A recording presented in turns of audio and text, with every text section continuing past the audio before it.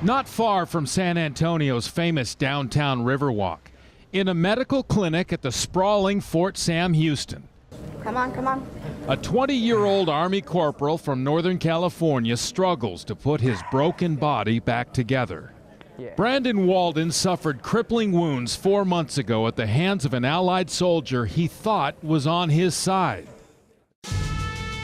After high school, Brandon followed his older brother's footsteps and joined the Army, with an eye on the infantry and combat in Afghanistan. I wanted to be hardcore, you know, I wanted to prove something.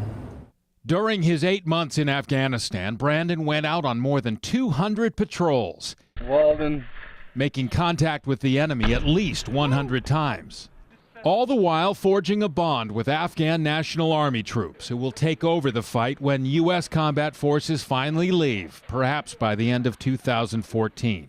We got in there and we got to know them well, and you good. I'm like, yeah, you good.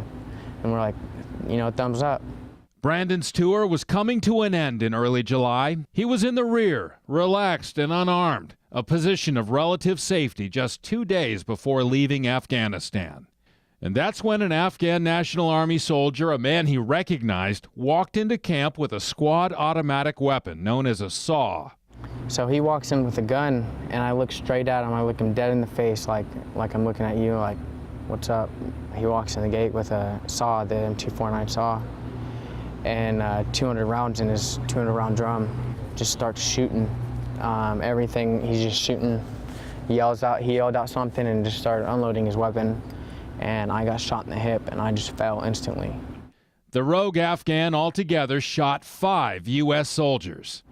We see this guy walking around the truck to come and finish us off, and I was just praying. I was like, God, I need to get home to my family. Brandon, a deeply religious young man, believes his prayer was answered because just then the attack stopped as suddenly as it had begun. The guy actually, when he was walking around the truck, ended up dropping his weapon. He didn't shoot all of his ammo, but he dropped his weapon and walked away. Remarkably, all 5 soldiers survived. But Brandon's mother will never forget the phone call that came at 1:17 in the afternoon on the day of the shooting. My first question was, is my son alive? When the captain who called identified himself, I said, okay, is my son alive? And he said, yes, he's alive, but he's been shot. You see it? Brandon suffered 4 gunshot wounds. In the chin. It was a pretty big deal in the hospital. In the calf. Traveled around the bone, into the muscle. In the ankle. Hit the boot, came out the other side of the boot, shot in the head. And now for the worst of the 4 gunshots, the bullet to Brandon's left hip. It went in at a downward angle. The bullet shattered his femur and came back up to tear apart several internal organs. And right now I go to the bathroom number 2 in the bag, right here in my colostomy bag. Alrighty. And now you can see why Brandon's rehab at the Brooke Army Medical Center is such an enormous undertaking. There's pain, but you gotta push through it. And he's not doing this alone. During our visit, 4 of Brandon's 5 brothers and sisters were in Texas to accompany him on his various appointments. You know, having them engage and help, it's important, and they feel like they're a part of. Brandon's been told his recovery could take 2 years, so the whole family is moving here to San Antonio so they can be together until he can go home. Donations from people back home in Nevada County have paid for things like the family's rental car.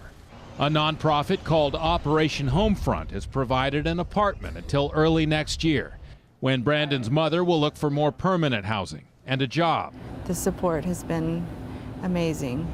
What's more amazing is that even though this young man will never fully recover, and his days in the Army will end with a medical discharge, Brandon says if he could, he would sign up again. Don't regret it, you know, because, you know, you're serving your country. It's a big thing. In San Antonio, George Warren, News 10.